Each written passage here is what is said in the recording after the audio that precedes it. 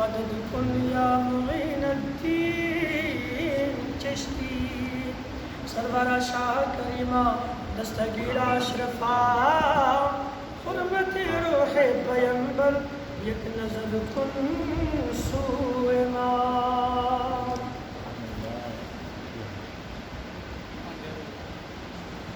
کسی شاعر نے کہا قتل حسین اصل میں مرگ یزید ہے. قتل حسین اصل میں مرگ یزید ہے. اسلام زندہ ہوتا ہے ہر کربلا کے بعد. اسلام زندہ ہوتا ہے ہر کربلا کے بعد. آئیے دو چار باتیں قرآن کریم کی تلاوت کردہ آیت مقدسہ کی روشنی میں ہم اور آپ سماعت کر لیں. اس سے پہلے مل جل کر بآواز بلند حضور صلی اللہ علیہ وآلہ وسلم کی مقدس بارگاہ میں جھوم جھوم کر درود السلام کا ہدیہ پیش کریں. پڑھیے اللہم صلی علی سیدنا شفیعنا حبیبنا و مولانا محمد المعدن الجود والکرم والعلم والعلم والحکم وآلہ وصحبہ وبارک وسلم دائما ابدا کثیرا کثیرا. یہ آج محرم الحرام کی چوتھی شب ہے نا. آج 4 تاریخ ہو گئی، چوتھی رات ہے. اللہ رب العالمین ہم سب کے آنے کو اور حضور امام حسین کی محبت میں بیٹھنے کو، اس محفل پاک کو اللہ رب العالمین اپنی بارگاہ میں قبول آمین. اور اس محفل کو اللہ تعالی ہم سب کے لیے، ہمارے گھر والوں کے لیے اللہ کریم بخشش و نجات کا ذریعہ بنا. ہم سب کو اللہ تعالیٰ جناب حضرت امام حسین رضی اللہ تعالیٰ عنہ کے فیضان حصہ آتا. اسے راستہ بلاک نہ کریں. جن کی موٹر سائیکلیں ادھر سے لگی ایک سائڈ سے لگا دیں، موٹر سائیکلیں ایک سائڈ سے لگا دیں تاکہ تو ہم جانتے ہیں یہ ہمارا مکمل ماحول نہیں ہے، یہ ماحول مکمل ہمارا نہیں ہے. اس لیے ہمیں احتیاط کے ساتھ ہی سارا کام کرنا ہے.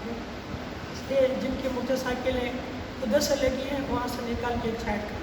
رب الدعوا سے درود شریف پڑھیں. اللہم صلی علی سیدنا شفیعنا حبیبنا مولانا محمد بالقلوب ودوائها وعافیت الابدان وشفائها بنور الابصار وضیاء وعلى آلہ واصحابہ اجمعین وبارک وسلم دائما.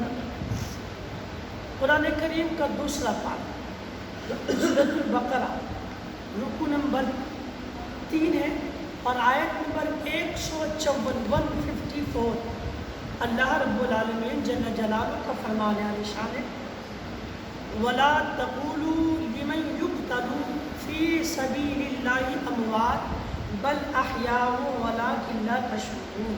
کہہ دیں سبحان اللہ. یہ آیت تو آپ نے کبھی نہ کبھی سنی ہوگی، پڑھی ہوگی.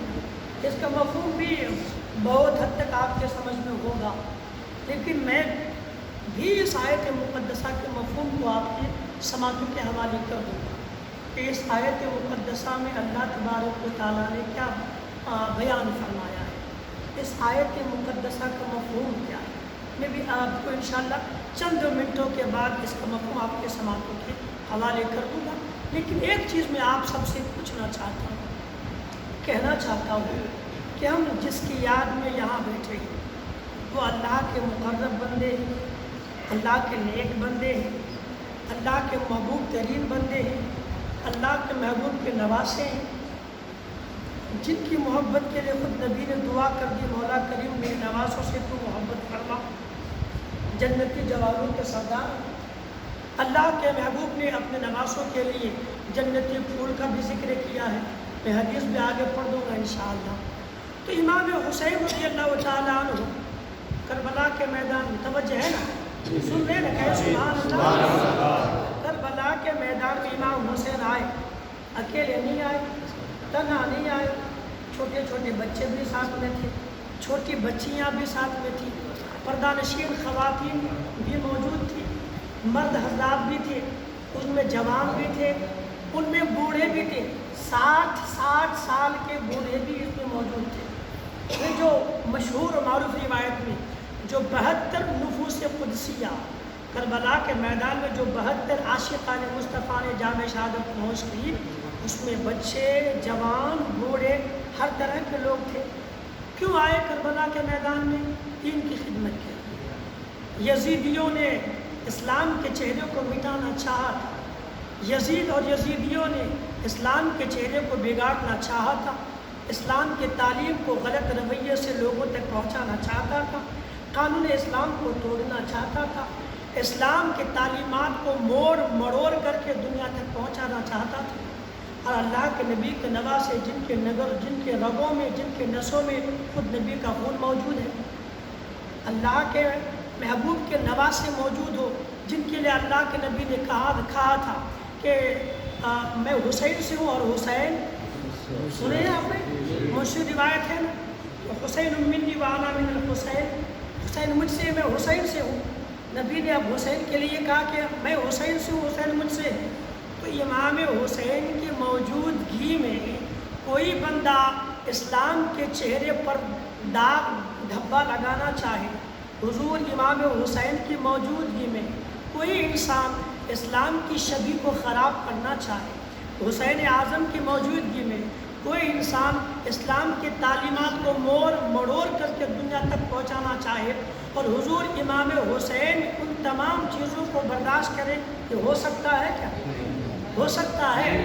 بھئی جس گھر سے اسلام پھیلا، جس گھر سے اسلام پھیلا، اسی گھر کے چشم و چراغ امام حسین ہے نا۔ گویا یوں بھی کہہ سکتے ہیں مدینہ منورہ میں جہاں اسلام پھل پھول رہا تھا، وہ امام حسین کی بھی پرورش ہو رہی تھی۔ جس مدینہ منورہ میں اسلام پروان چڑھ رہا تھا، اسی مدینہ منورہ میں امام حسین بھی تو پروان چڑھ رہے تھے نا۔ تو امام حسین کے گھر سے اسلام نکلا، اسلام پھیلا، نبی کے حضور امام حسین کے نانا جان نے اپنا خون دے کر کے اسلام کا پیڑ لگایا، اسلام کا پودا لگایا، اور نواسے کے ہوتے ہوئے اس اسلام کے درختوں کو کوئی کاٹ کے پھینک دے، نواسے کو برداشت ہوگا؟ بولیں ذرا بھائی، برداشت ہوگا؟ تو اسلام کو بچانے کے لیے امام حسین کربلا کے میدان میں آئے۔ صحیح بات ہے۔ ایک لفظ میں جو کہنا چاہتا تھا وہ یہ، امام حسین نے، نبی کے بچوں نے، امام حسین کے نواسوں نے، امام حسین کے بھانجوں نے، امام حسین کے بھتیجوں نے، امام حسین کے بیٹوں نے، امام حسین کے بھائیوں نے، امام حسین کے دوستوں نے امام حسین کے ساتھ رہ کر کے کربلا کے میدان میں اپنے اپنے حصے کے دین کا کام کیا۔ صحیح بات ہے؟ صحیح بات ہے نا؟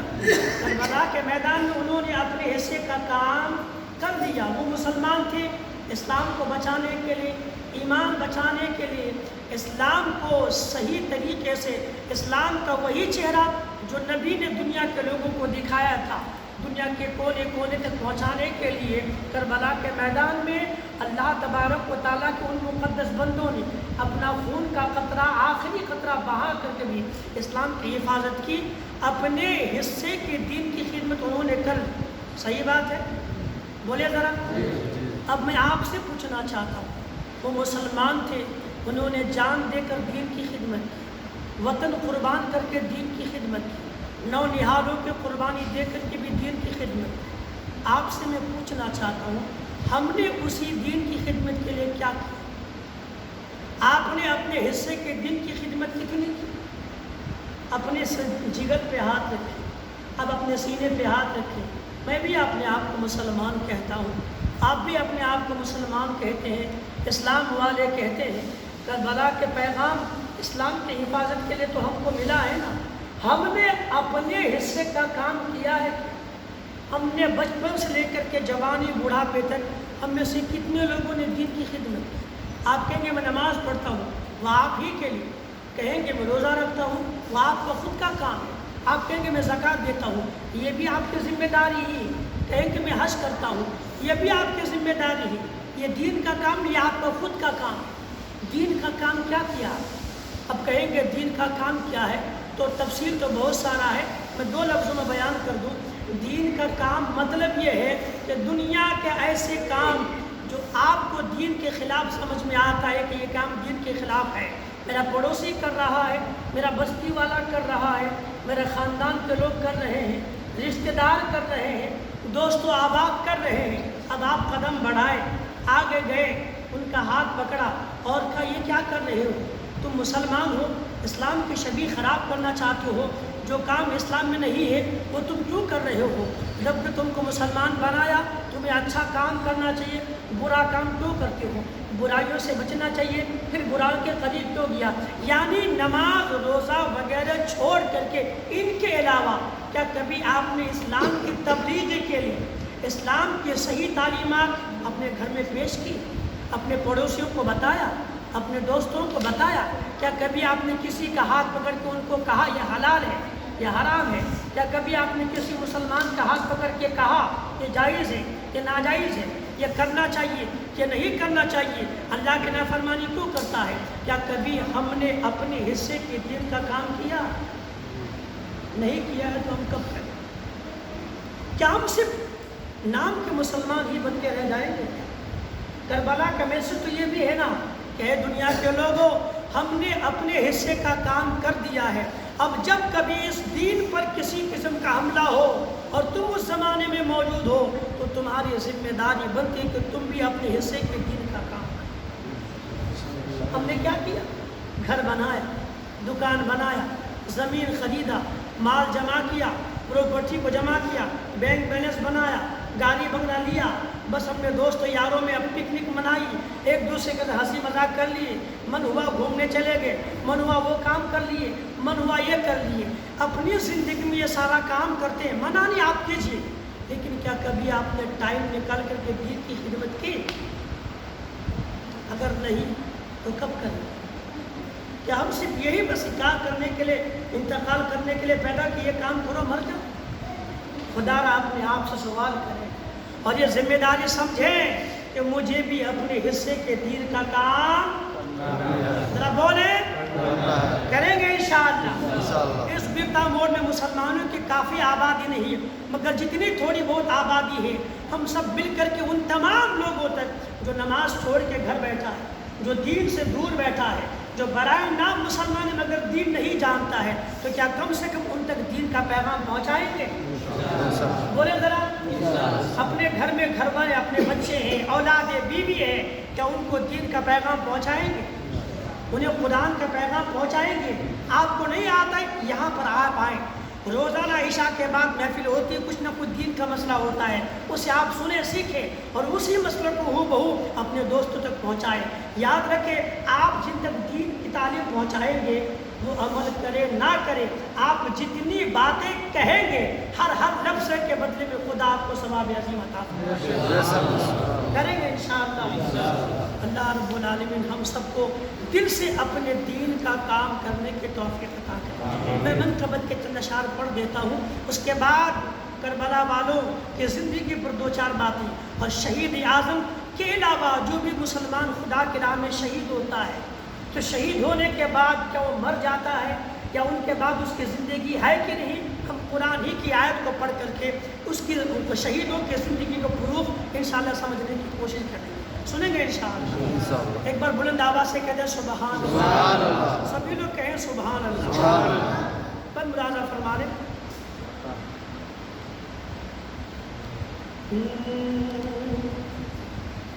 اور اس میں جو شروع کے شعر ہے اسے آپ بھی پڑھنے کی کوشش کریں، مل جل کے پڑھیں گے تو ایک جذبہ مزید مضبوط بھی ہوگا اور سب کو اچھا بھی لگے گا انشاءاللہ، ایک ماحول بھی ہوگا۔ خود بھی پڑھیں اور سن کر کے پڑھنے کی بھی کوشش کریں۔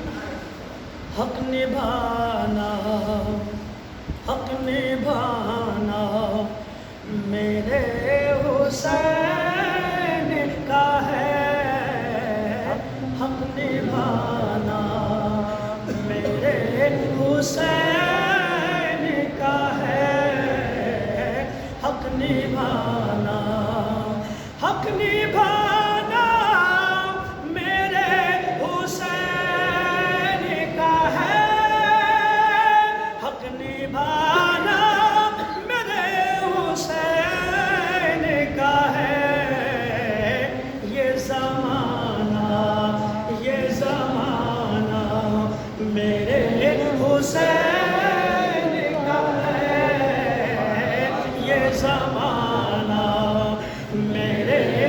حسین کا ہے یہ زمانہ، کہ یہ زمانہ میرے حسین کا ہے یہ زمانہ، اور جس کے خاطر یہ کائنات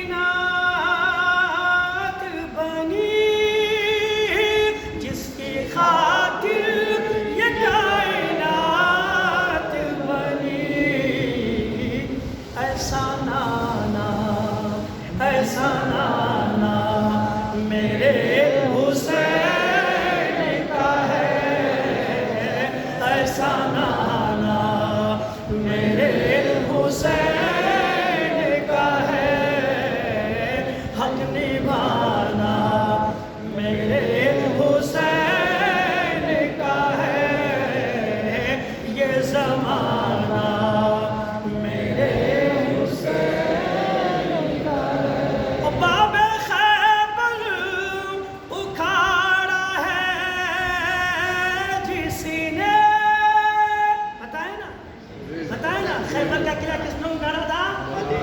سن لیجئے، باب خیبر اکھاڑا ہے جس نے، ایسا بابا میرے حسین کا ہے، ایسا بابا میرے حسین کا ہے، ایسا بابا میرے حسین کا ہے، ہر زمانہ میرے حسین کا ہے، ہر زمانہ، کہہ جائیں سبحان اللہ، آواز سے کہیں سبحان اللہ۔ سر جھکاتے ہیں اولیاء بھی جہاں، ارے سر جھکاتے ہیں اولیاء بھی جہاں، آستانہ میرے حسین کا ہے، آستانہ میرے حسین کا ہے یہ زمانہ میرے حسین کا ہے یہ زمانہ۔ تو زور سے پڑھیے، اگر شعر سماعت فرما لیں، خالی ہم کو تو دو آخر کا شعر پڑھنا ہے کہ یہ زمانہ میرے حسین کا ہے، ہر زمانہ میرے حسین کا ہے۔ من ملاحظہ فرما لیں کہ دونوں عالم میں جو بھی بٹتا ہے، دونوں عالم میں جو بھی بٹتا ہے، دانا دانا میرے حسین کا ہے، دانا دانا میرے حسین کا ہے یہ زمانہ میرے حسین کا ہے۔ اور ہمارا عقیدہ ہے، ہم کو جو ملا نبی کے صدقے، امام حسین کے صدقے ملا ہے نا۔ شعر ملاحظہ فرما لیں کہ میرے گھر میں تو میرا کچھ بھی نہیں، میرے گھر میں تو میرا کچھ بھی نہیں، ساری برکت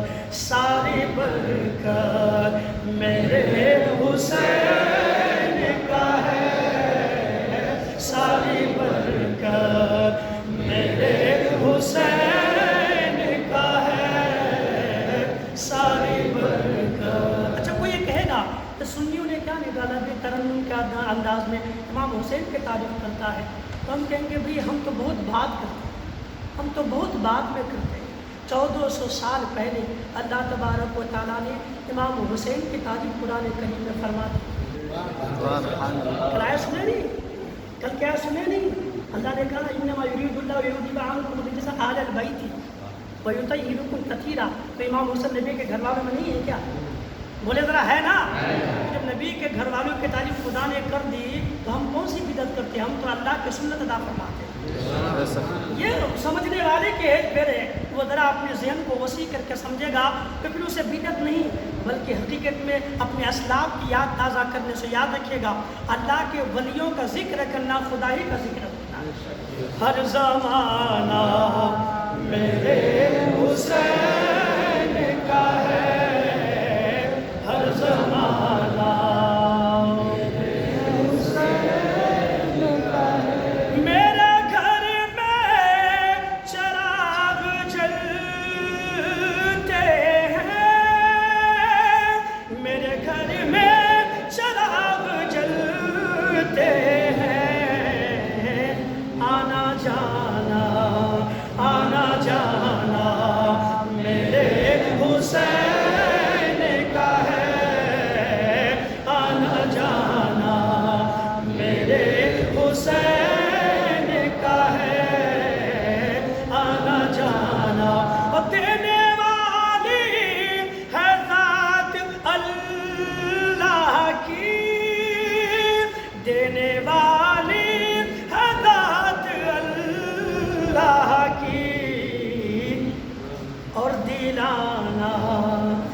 دلانا میرے حسین کا ہے، اور دلانا میرے حسین کا ہے، یہ زمانہ میرے حسین کا ہے، یہ زمانہ۔ اور آخری شعر ملاحظہ فرما لیں، جان مانگو یہ دل نہیں دوں گا، یعنی جس نے شعر لکھا ہے وہ عاشق حسین کہتا ہے کہ کبھی اگر وقت ہو تو جان لے لینا پر دل لینے کی بات مت کرنا۔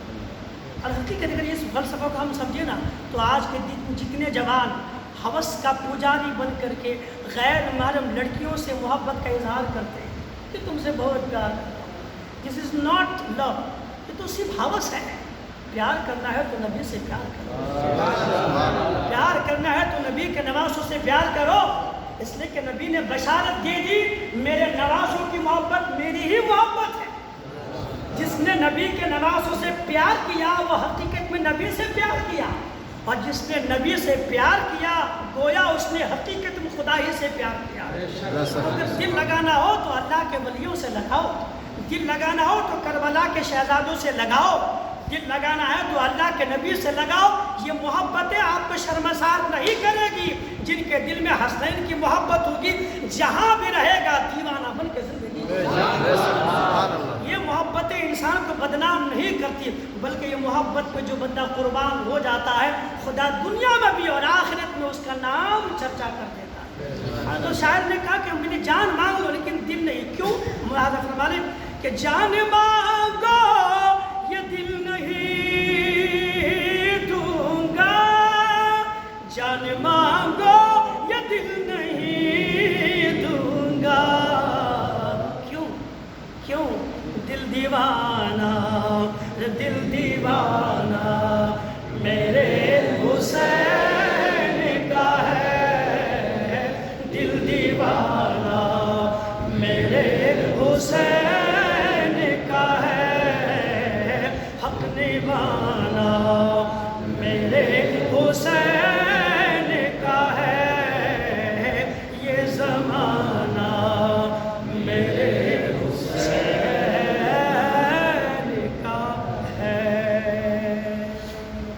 سبحان اللہ، اور کہتے ہیں سبحان اللہ۔ اللہ رب العالمین فرماتا ہے اب ایک بات سنیے کہ وَلَا تَقُولُوا لِمَنْ يُقْتَلُوا فِي سَبِيلِ اللَّهِ أَمْوَاتٌ، انہیں مردہ مت کہو جو اللہ کی راہ میں مارے جائیں۔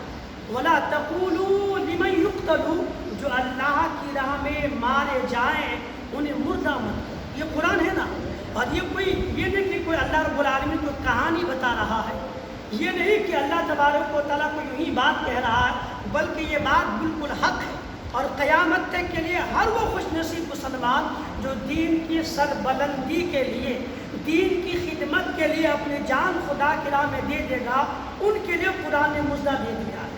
اللہ نے کہا کہ جو خدا کی راہ میں مارے جائیں انہیں مردہ مت کہو، تمہاری نظر میں وہ مر گیا ہے، تم دیکھ رہے ہو کہ گلا کٹ گیا، گردن کٹ گئی، ہاتھ کٹ گیا، جسم سے یہ سر الگ ہے، دھڑ الگ ہے، ظاہراً تم کو نظر آتا ہے کہ بندہ مر گیا، مگر پھر بھی خدا کہتا مردہ مت کہو۔ اللہ کی راہ میں مرنے والے، مارے جانے والوں کو مردہ مت کہو۔ جب قرآن نے اللہ تبارک و تعالیٰ نے کہہ دیا راہ خدا میں مرنے والوں کو مردہ مت کہو، تو کیا ہوگا پھر؟ وہ ذرا بولیں، جو مردہ نہیں ہوگا تو کیا ہوگا؟ تو ہی بات ہے، یا تو مردہ یا پھر زندہ، بولے ذرا مردہ یا پھر زندہ۔ جب اللہ نے کہہ دیا مردہ مت تو زندہ، اس کی زندگی ثابت ہوگی۔ مگر قرآن میں اللہ نے مزید آگے بھی کہہ دیا بل احیاء، ایک تو مردہ نہ کہو کہہ کر یہ زندگی ثابت ہوگی، مگر خدا نے اس کی زندگی پہ مہر لگا دی اور دنیا کے تمام لوگوں کو یہ کہہ دیا نو، تم میری راہ میں مرنے والوں کو مردہ نہیں کہہ سکتے۔ کیوں؟ بل احیاء، بلکہ وہ زندہ ہے، بلکہ وہ زندہ ہے۔ اب کوئی کہے گا کہ اگر زندہ ہے تو ملاقات نہیں ہوتی، اگر وہ راہ خدا میں مارے جانے والے زندہ ہے تو مصافحہ نہیں ہو رہا ہے، مارے جانے والے راہ خدا میں اگر مر رہے کہ زندہ ہے تو پھر بات کیوں نہیں کرتا ہے؟ اگر وہ زندہ ہے تو سلام کلام کیوں نہیں کرتا؟ اگر وہ زندہ ہے تو حرکت کیوں نہیں کرتا؟ یہ کیسی زندگی ہے جس کے بارے میں قرآن کریم میں اللہ کا فرمان ہے کہ وہ زندہ ہے؟ یہ کیسی زندگی کہ بندہ کا سر کٹا ہوا ہے، دھڑ کٹا ہوا ہے، مگر زندہ ہے تو ہلتا نہیں، حرکت نہیں، بات نہیں، گفتگو نہیں، کلام نہیں، سلام نہیں، یہ زندگی کیسی؟ تو اللہ تبارک و تعالیٰ نے آگے کہہ بھی دیا ہے کہ بل احیاء ولکن لا تشعرون، وہ تو زندہ ہے مگر اس کی زندگی تم سمجھ نہیں سکتے۔ یہ قرآن ہے، قرآن تمہیں اس کا شعور نہیں، اس کی زندگی کیسی ہے، اور رب نے اس کی زندگی جیسی دی تھی۔ اللہ رب العالمین نے جب کہہ دیا راہ خدا میں مارے جانے والوں کو مردہ مت کہو، اب دنیا کا کوئی بھی انسان اپنی زبان دراز کر کے کسی بھی شہید کے سامنے مردہ نہیں کہہ سکتا۔ اگر وہ کہے گا تو قرآن کریم کی اس آیت کے خلاف کہے گا۔ ایک آیت تو یہاں پہ نا، ایک آیت اور ہے قرآن کریم کے 4 پارے میں، میں اسے کل انشاءاللہ پیش کر کے آپ کو سناؤں گا کہ اللہ نے شہیدوں کے بارے میں اور کیا کہہ دیا۔ یہاں تو کہا مردہ مت کہو، لیکن ایک قدم آگے بڑھ کے اور ایک بات کل سنیے گا انشاءاللہ جو شہیدوں کے زندگی پر اللہ تبارک و تعالیٰ کے قرآن کریم میں موجود ہے۔ آج ہم اسی کو سن لیتے ہیں۔ اللہ رب العالمین نے کہا کہ انہیں مردہ مت کہو بلکہ وہ زندہ ہے، زندہ ہے۔ ہاں یہ بات اور ہے کہ ہر زندگی کو سمجھنے کے لیے انسان کو سمجھنے کی طاقت بھی چاہیے، انسان کو سمجھنے کی طاقت بھی چاہیے۔ ایسی بہت ساری مثالیں، میں ایک مثال قرآن کریم کے کئی پارے میں ہے، 6 پارے میں تفسیر ہے سورۃ المائدہ میں ایک مفہوم عرض کر دوں، اور آپ کا بھی ایمان ہے، ہمارا بھی ایمان ہے، ہر مسلمان کا ایمان ہے کہ جناب حضرت عیسیٰ علیہ السلام کو اللہ تبارک و تعالیٰ نے آسمان کو اٹھا لیا، دوسرے آسمان میں ہے، مگر وہ تمام عیسائی یہ کہتے ہیں کہ جناب یسوع مسیح کو سولی دے دیا گیا۔ وہ عیسائیوں کا دیکھیں نا کراس ہے نا، اس کو دیکھتے ہیں نا، ایسا کر کے وہ لوگ بناتے ہیں۔ ان کا عقیدہ کیا ہے کہ تمام عیسائیوں کے طرف سے جناب یسوع مسیح، عیسیٰ علیہ السلام کا لقب ان کا نام ہے، وہ لوگ یسوع مسیح کہتے ہیں کہ انہوں نے تمام کی طرف سے جو بھی گناہ ہوتا تھا سب کے طرف سے انہوں نے کفارہ ادا کر دیا ہے، اب عیسائی کچھ بھی کرے کوئی مطلب نہیں۔ ان کا کہنا ہے کہ عیسیٰ علیہ السلام کو سولی دے دیا گیا، معاذ اللہ وہ شہید کر دیے گئے، مگر قرآن کریم میں اللہ فرماتا نہیں، وہ زندہ ہے، اللہ نے ان کو آسمان پہ اٹھا لیا ہے۔ اگر وہ زندہ ہے تو نظر کیوں نہیں آتے، ملاقات کیوں نہیں ہوتی؟ آسمان میں گئے کیسے؟ زمین سے آسمان کا فاصلہ 500 سال کی دوری کا ہے۔ کتنے سال کا؟ 500 سال کی دوری کا سفر ہے زمین سے آسمان تک۔ سرکار عیسیٰ گئے کیسے، کس طرح گئے؟ اب کوئی سمجھنا چاہے گا تو بھی اللہ کے ایسے بندوں کی زندگی سمجھنے کے لیے ذہن بھی پاورفل چاہیے نا۔ وہ ذہن تمہارے پاس ہے کہاں؟ ایسوں کی زندگی دیکھنے کے لیے وہ آنکھ ہونی چاہیے، وہ آنکھ تمہارے پاس ہے کہاں؟ پہلے آنکھیں لا، پھر کہنا مجھ کو نظر نہیں آتا ہے۔ مثال کے طور پر فرشتے موجود ہیں، ہر انسان کے کندھے میں 2 فرشتے ہیں جن کو کرامن کاتبین کہا جاتا ہے۔ اب تم بولو قرآن کریم کی روح سے بھی، احادیث کریمہ کی روشنی میں بھی ہے کہ کرامن کاتبین ہے جو ہر انسان کے ساتھ لگے ہیں، جو نیکیوں برائیوں کو لکھتے ہیں، ایک اس طرف ہوتے ہیں ایک اس طرف ہوتے ہیں۔ میں پوچھوں گا وہ زندہ ہے کہ نہیں؟ بولے کہاں زندہ ہے، تبھی تو لکھتے ہیں، تبھی تو دیکھتے ہیں، تبھی تو نوٹ کرتے ہیں۔ اب ان سے پوچھئے اگر ہر زندگی کا ثبوت دیکھنے سے ہی ہو تو کبھی اس سے کہا ہے السلام علیکم ہاتھ ملانا؟ کبھی کرامن کاتبین سے مصافحہ کیا؟ کبھی کرامن کاتبین سے گفتگو ہوئی؟ کبھی کرامن کاتبین کو دعوت دیا آئیے میرے گھر میں؟ لیکن ہے زندہ، تم بھی مانتے ہو، پھر کیا کہو گے؟ تب کہو گے نہیں وہ تو زندہ ہے مگر ہماری آنکھیں ان کو دیکھ نہیں سکتے ہیں۔ ہم کہتے ہیں ایسا ہی خدا قادر مطلق ہے جس کو جیسی زندگی دینا چاہے دے دیتا ہے۔ ہاں یہ اور بات ہے کہ ہر زندگی تمہاری سمجھ سے بالا کر ہے۔ خدا نے شہیدوں کو ایسی زندگی دے دی جو تمہاری سمجھ میں نہیں آ سکتا ہے۔ جس کو خدا سمجھ دے دے وہی شہیدوں کی زندگی کو سمجھ سکتا ہے۔ سمجھ گئے؟ اس لیے چوں مت کرے، چرا مت کرے، کیوں مت کرے، کس لیے، کیسی زندگی، یہ مت کہو۔ قرآن میں اللہ کا فیصلہ ہے وَلَا تَقُولُوا لِمَنْ يُقْتَلُ فِي سَبِيلِ اللَّهِ أَمْوَاتٌ بَلْ أَحْيَاءٌ وَلَكِنْ لَا تَشْعُرُونَ۔ جو خدا کی راہ میں مارے جائیں انہیں مردہ مت کہو، رب نے کہا۔ تیری جرات کیسے ہو گئی میرے شہیدوں کو مردہ کہہ دیا؟ جب میں خدا کے زندہ کہہ رہا ہوں تو کس بیس پر ان شہیدوں کو مردہ کہہ رہا ہے؟ نہیں وہ مردہ نہیں ہے، خدا نے فیصلہ کر دیا بل احیاء، بلکہ وہ زندہ ہے۔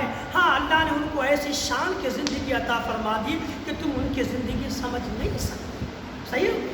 چلیے اللہ رب العالمین ہم سب کو عمل کی توفیق عطا فرمائے۔ اب جو شہید ہوتے ہیں نا ان کی کتنی قسمیں ہیں، علماء بیان فرماتے ہیں احادیث کریمہ کو کوٹ کر کے اس کی روشنی میں فرماتے ہیں شہادت کی 3 قسمیں ہیں۔ ایک شہید حقیقی ہے، ایک شہید فقہی ہے اور ایک شہید حکمی ہے۔ کبھی سنے تھے سب چیزوں کو؟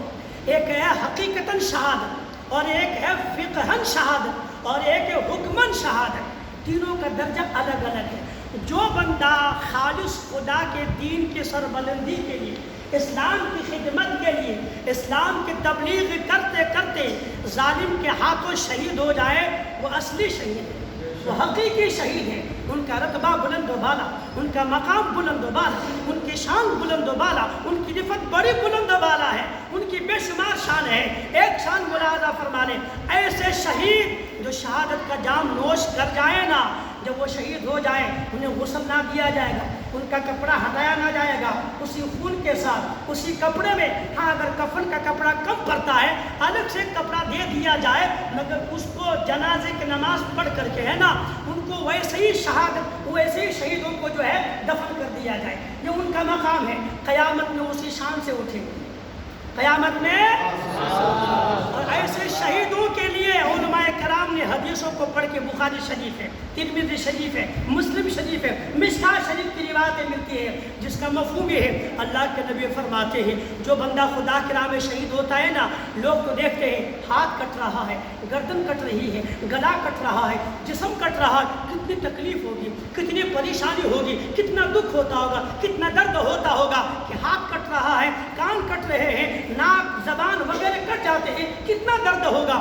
نبی فرماتے ہیں سنو سنو تم ان کی زندگی سمجھ نہیں سکتے۔ اللہ کے نبی فرماتے ہیں بخاری ترمذی مسلم اور مشکات کی روایت کو کوٹ کر کے میں آپ کہہ رہا ہوں، آپ کو سنا رہا ہوں، جس کا مفہوم یہ ہے، نبی فرماتے ہیں مفہوم حدیث کہ شہیدوں کو یہ جسم یہ وار تو لگتا ہے، یہ تکلیف تو یہ تو تلوار کی مار لگتی ہے، ان کا گلا گردن کٹ تو جاتا ہے مگر تکلیف جو تم سمجھتے ہو وہ تکلیف ان کو محسوس نہیں ہوتی، بس ان تمام زخموں کی تکلیف صرف اتنی محسوس ہوتی ہے جیسے کہ تم کو چونٹی کاٹ لی اور کوئی تکلیف کا احساس نہیں ہوتا انہیں۔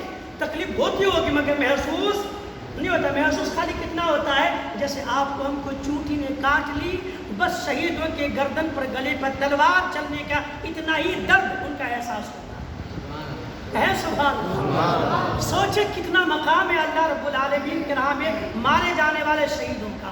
اب کوئی پھر یہ کہے گا ہاں ایسا ہو سکتا ہے کیا تلوار کے مار لگے بندہ چیخے نہ، خالی چونٹی کاٹنے کے برابر درد ہو وہی محسوس ہو، ایسا ہو سکتا ہے کیا؟ ہم تو پہلی بات کہیں گے یہ تیری بات نہیں، میری بات نہیں، اللہ کے نبی کی بات ہے، بغیر چوچرا کے مان لو۔ لیکن اگر سمجھنا چاہتے آج کے زمانے میں تو بے شمار مثالیں ہیں، اور خاص کر کے سائنسدانوں نے ٹیکنالوجی کا ایجاد کر کے اللہ کے ولیوں کی شہادت کو سمجھنے میں مددگار ثابت کر دیا ہے۔ کیسے؟ اب آپ سب سمجھتے ہیں کہ بڑے سے بڑا آپریشن ہوتا ہے، ہارٹ اٹیک کا آپریشن ہوتا ہے، سینہ پھاڑا جاتا ہے، دل نکالا جاتا ہے، اس کے اندر جو تکلیف ہوتی ہے اس کو دور کی جاتی ہے، پھر دل اندر رکھا جاتا ہے، سینہ میں چیرا جاتا ہے، سلائی کر دی جاتی ہے، پھر بندہ کو دیکھ کے کچھ بات بالکل ٹھیک ہو جاتا ہے نا۔ اچھا، اس کے لیے کیا کرتے ہیں؟ تو اس کا دو طریقہ ہے۔ ایک طریقہ تو یہ ہے کہ انجیکشن لگاتے جس سے بے ہوش ہو جائے۔ ایک طریقہ اور بھی ہے کہ پیر کاٹنا ہو، جسم کا کوئی حصہ آپریشن کر کے اس کی چمڑی وغیرہ نکالو، جیسے آج کے زمانے میں جن عورتوں کو آپریشن کر کے بچہ نکالا جاتا ہے انہیں بے ہوش نہیں کیا جاتا۔ آج کے زمانے میں کیا کرتے ہیں؟ ایک دوا لگا دیتے ہیں، ایک ہلکی سی کوئی دوا ہوتی ہے، اس کو صرف اتنے حصے پر جہاں پہ کاٹا جاتا ہے وہاں پہ لگا دیا جاتا ہے۔ اب وہ عورت بھی دیکھتی ہے کہ کیا ہو رہا نہیں ہو رہا، پیٹ کاٹا جا رہا ہے، مگر روتی نہیں، چیختی نہیں، چلاتے نہیں، کوئی واویلا نہیں، کمپیوٹر میں وہ سب چیزیں دیکھ رہی ٹی وی میں کہ ہاں پیٹ کاٹا گیا، بچہ نکالا گیا، سی دیا گیا، مگر رونا دھونا غائب۔ پوچھیں گے بھی اگر سوئی چوب جائے تو بندہ روتا ہے، چاقو سے کٹے تو بندہ واویلا کرتا ہے، بے ہاتھ ٹوٹ جائے تو بندہ پریشان ہو جاتا ہے، مگر یہاں پیٹ کاٹ دیا گیا کیوں نہیں روتے ہو؟ میرا ایک دانت نکالا گیا ہے، میں ڈاکٹر کے وہاں گیا تھا نا، دانت ہی میں دو انجیکشن مار دیا گیا پہ دانت ہی میں، کیا کرنے؟ سن کرنے کے لیے۔ مجھے کہا ایسا مار کر کے محسوس ہوتا؟ میں نے کہا تو موٹا موٹا لگتا ہے بالکل، کبھی اگر خدا نہ کرے سب ہو، مگر جس کو ہوا ہے وہ محسوس کرتا ہوگا۔ یہاں تو مار اپنے موٹا موٹا لگتا ہے لیکن مار کا اثر نہیں، پکڑ لیا اور دانت کو زور سے کھینچ لیا، ہلکی سی تکلیف ہوئی بس، نہ میں رویا نہ میں چیخا۔ ڈاکٹر سے ہو گیا؟ ہاں ہو گیا۔ میں نے کہا تکلیف نہیں کیسے ہوگی؟ ہم نے جو سوئی لگا دی ہے نا اس دوا کا اثر ہے، اب اس کو چیر بھی دیں گے آپ کو احساس نہیں ہوگا، لگے گا کچھ نہ کچھ یہاں دوڑ رہا ہے، اور بات ہی ہوتی ہے۔ ہم پوچھتے ہیں کیا ہے تکلیف کیوں نہیں ہوتی ہے؟ تو کہیں گے دوا کا اثر ہے۔ کس کا اثر ہے؟ کس کا اثر ہے؟ شہیدوں کی جان جاتی ہے، تکلیف کتنی ہوتی؟ صرف جتنے اوروں کو چوٹی کاٹ لیتی اتنی برابر۔ میں اسی کو سمجھانے کے لیے یہ مثال پیش کر رہا ہوں۔ آج کے زمانے میں کسی کے جسم پر وہ دوا لگا دی جائے، سن ہو جاتا وہ حصہ، پھر اس کو چیر دیا جائے، اسے محسوس نہیں ہوتا، انہیں کچھ لگتا نہیں، اس لیے چیختا نہیں ہے۔ ہم کہیں گے کیوں نہیں درد ہوتا؟ درد ہوتا ہوگا، محسوس ہوتا ہے، کیوں؟ کہ دوا کا اثر ہے۔ ہم نے کہا نادان، ایک سائنسدان کی ایجاد کی ہوئی دوا کا پاور مانتا ہے، خدا کی محبت جس میں غالب آ جائے اس کے ساتھ میں یہ ہوتا ہے۔ اب تم چیرو بھی تو جو خدا کا محبوب ہوتا ہے، جو خدا سے محبت کرتا ہے، دنیا کے سارے آیت چلا دیا جائے، جس کے جسم پر روح پر خدا کی محبت کا غلبہ ہوتا، اسے موت کے درد کا اثر نہیں ہوتا۔ نبی نے کہہ دیا انہیں صرف اتنی تکلیف کا احساس ہوتا جتنی تم کو چوٹی کاٹتی ہے۔ پیارے، مرنا تو سب کو ہے، بیمار ہو کے مرو، بے بستر پہ مرو، ڈوب کے مرو، کہیں بھی مرو، مگر سب سے آسان موت ہے شہادت کی موت۔ اس لیے کہ اور موت میں تکلیف بہت ہوتی ہے، مگر شہادت کی موت میں تکلیف ہوتی بھی ہوگی مگر احساس نہیں ہوتا۔ نبی فرماتے اس کا مفہوم یہ ہے، شہیدوں کے درمیان اور شہید اور جنت کے درمیان صرف موت ہے، ادھر جان چلی ادھر سیدھا جنت، سیدھا بھئی جب شان یہ ہو تو قرآن کہتا وَلَا تَقُولُوا لِمَنْ يُقْتَلُوا فِي سَبِيلِ اللَّهِ أَمْوَاتٌ بَلْ أَحْيَاءٌ وَلَٰكِن لَا تَشْعُرُونَ۔ ارے وہ زندہ ہے، ہاں ان کی زندگی تم سمجھ نہیں سکتے۔ شہیدوں کا رتبہ بڑا ہے، اور یہ قرآن کریم میں اللہ نے شہیدوں کا ذکر کیا ہے۔ یہ شہید آج بھی ہو سکتا، کل بھی ہو سکتا، پرسوں بھی ہو سکتا، 10 سال بعد بھی ہو سکتا، قیامت تک بھی شہید ہو سکتا ہے۔ لیکن آج جو شہید ہوگا، قیامت تک جو شہید ہو گیا، کیا وہ شہید امام حسین کے برابری کر سکتا؟ بھائی اونچا بولے، زور سے بولے سب لوگ۔ کیا قیامت تک جتنے لوگ شہید ہوں گے دین کے خاطر، کیا وہ امام حسین کے رتبے کی برابری کر سکتا؟ بولے ذرا۔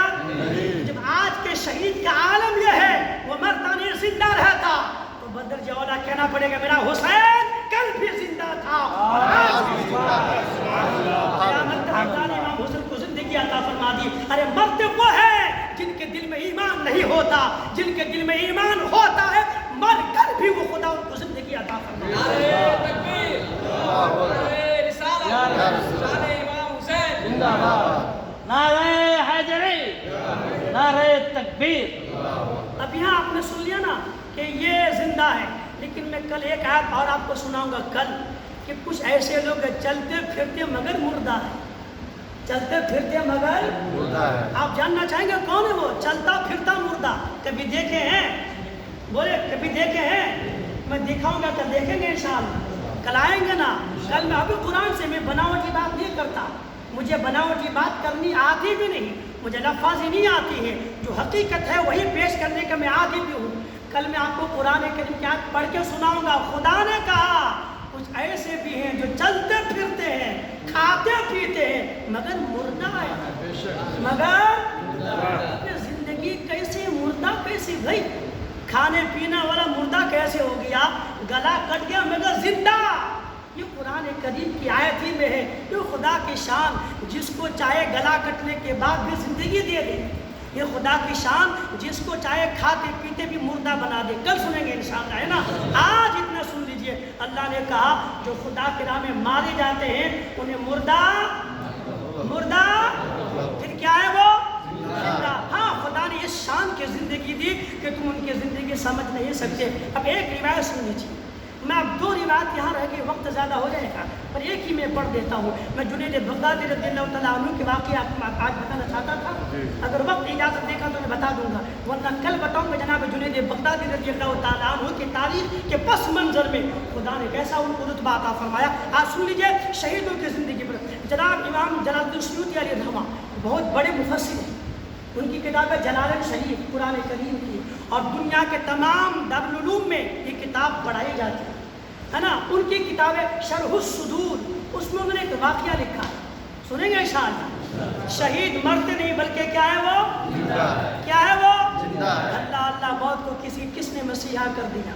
اللہ اللہ زندہ ہو جاتے جو مرتے حق کے نام پر، زندہ ہو جاتے ہیں جو مرتے ہیں حق کے نام پر۔ اللہ اللہ موت کو کس نے مسیحا کر دیا؟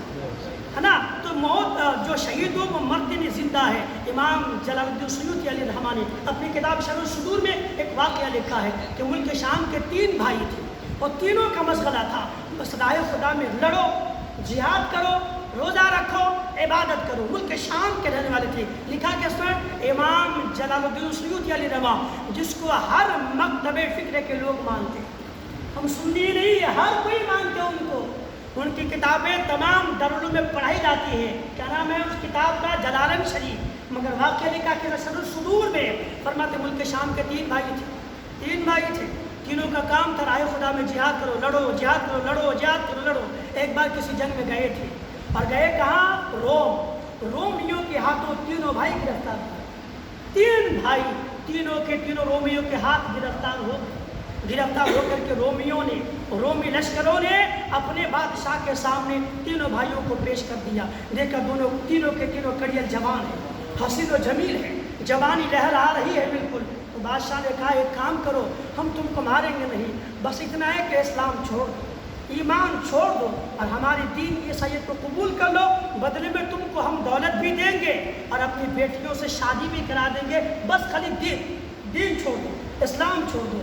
تو ان تینوں نے کہا بادشاہ اتنا آسان سمجھایا گیا کہ بس دنیا کے بدلے میں، 4 ٹکے کے بدلے میں، ایک لڑکی کے بدلے میں مصطفیٰ نے جو ایمان کا جام پلایا ہے اس کو یوں ہی ہم دے دے۔ یاد رکھو ہم غلامان مصطفیٰ ہیں، اپنی جان دے سکتے ہیں مگر نبی کا دیا ہوا ایمان کبھی نہیں دے سکتے۔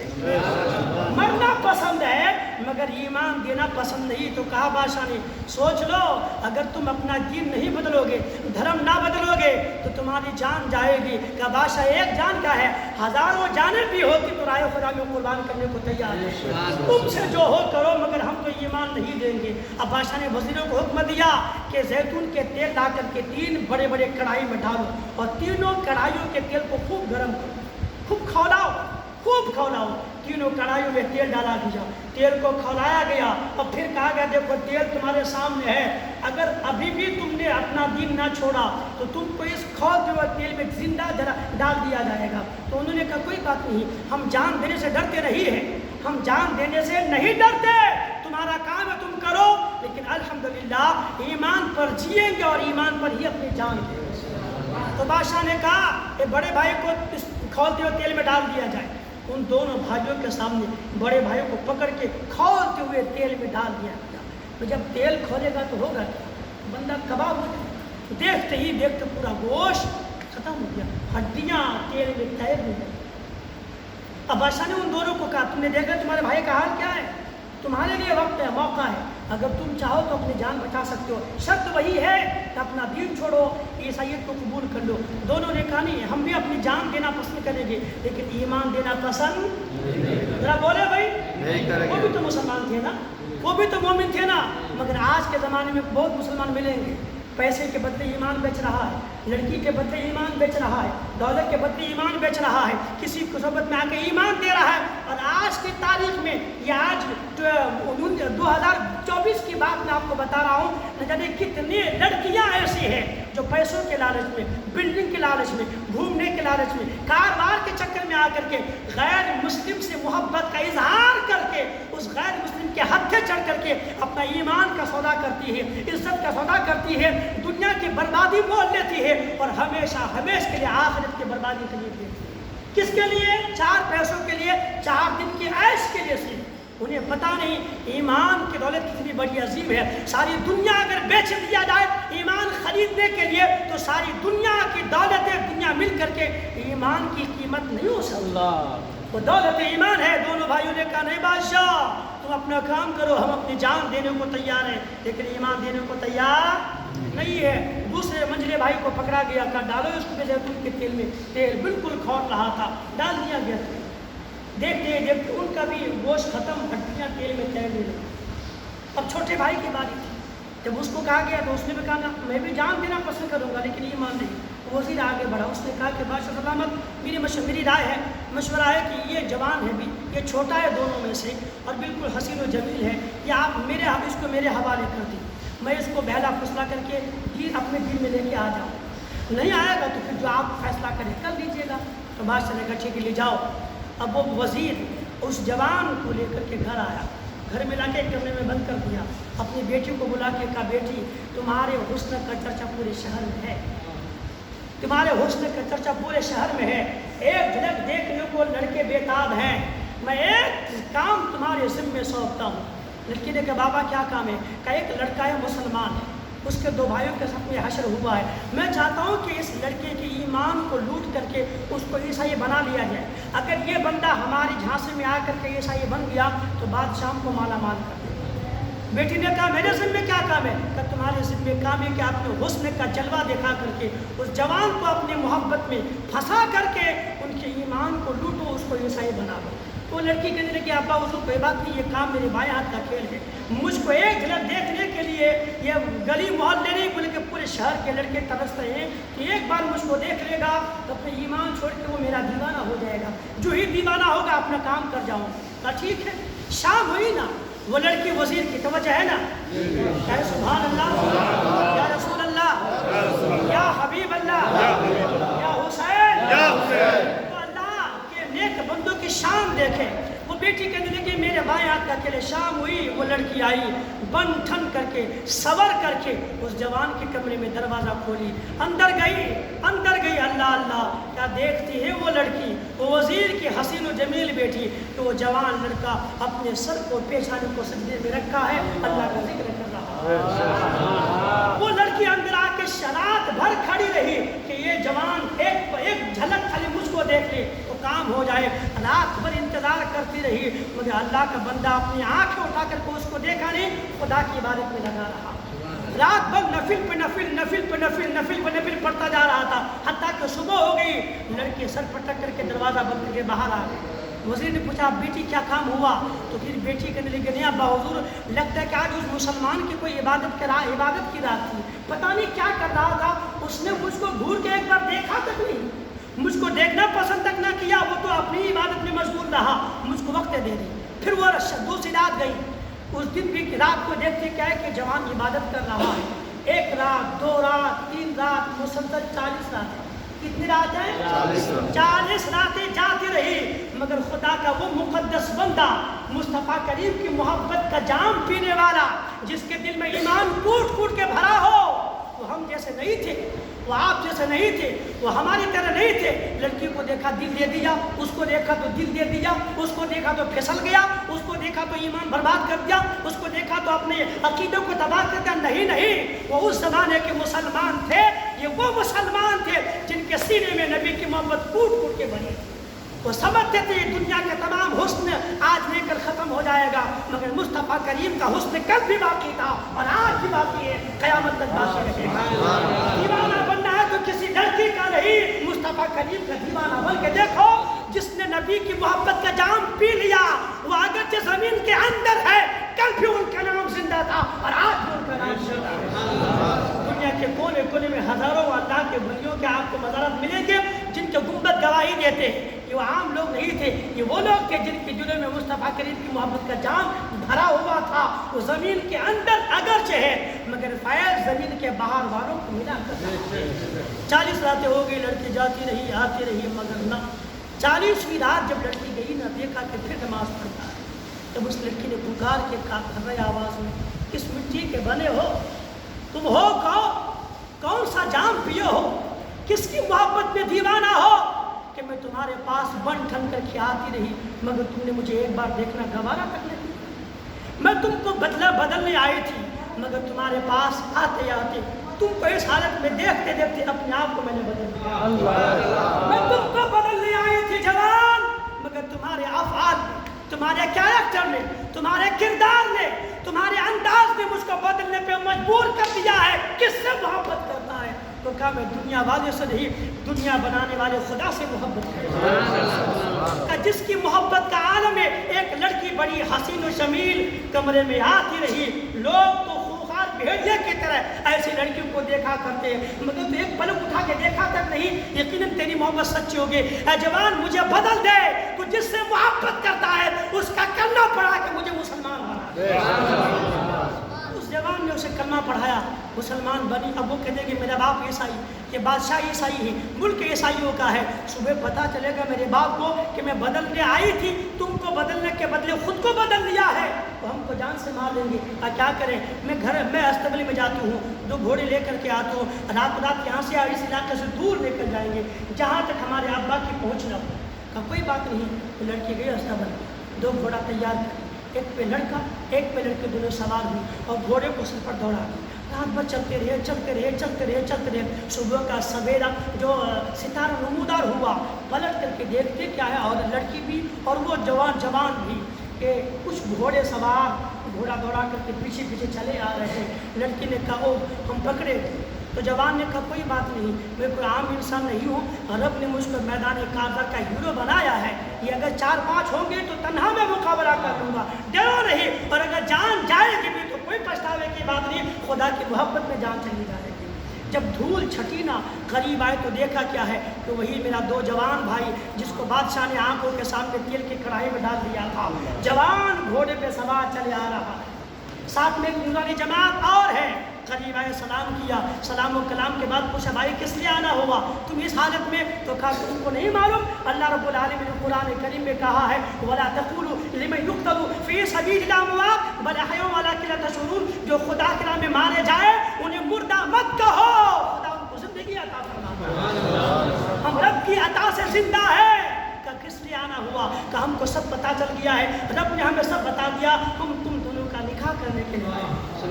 پھر اللہ کے ان بندوں نے ایک مقدس نورانی جماعت جس کو روایت میں فرشتوں کی جماعت بیان کیا گیا ہے، اس کی موجودگی میں دونوں کا نکاح کر دیا، دونوں اپنی راہ، وہ جماعت اپنی راہ، اور یہ پیغام دیتے دونوں جماعت گئی ہے کہ جو خدا کی راہ میں مر جائے گا خدا اس کو مرنے دیتا نہیں بلکہ خدا ایسوں کو زندگی عطا فرماتا ہے۔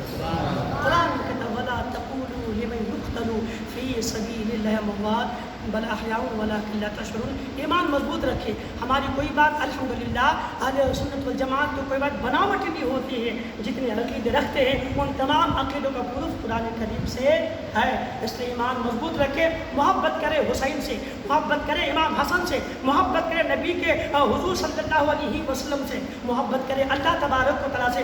یہ محبت آپ کو رسوا ہونے نہیں دے گی بلکہ جو ان محبتوں کو سینے میں رکھتا ہے وہ جہاں بھی رہتا ہے خدا ان کو عزت کی زندگی عطا فرمائے۔ اللہ تعالیٰ ہمیں آپ کو تمام مسلمانوں کو حضور امام عالی مقام امام حسین رضی اللہ تعالیٰ عنہ سے اور امام حسن سے بھی سچی محبت رکھنے کی توفیق عطا کرے۔